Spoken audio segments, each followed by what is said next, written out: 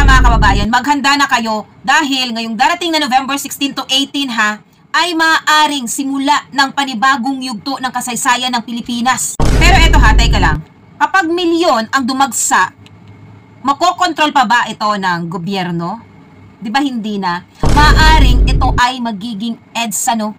EDSA 3. At eto ha, may posibilidad na muling mabuhay ang malaking pagkilos laban sa gobyerno o sa ating pamahalaan.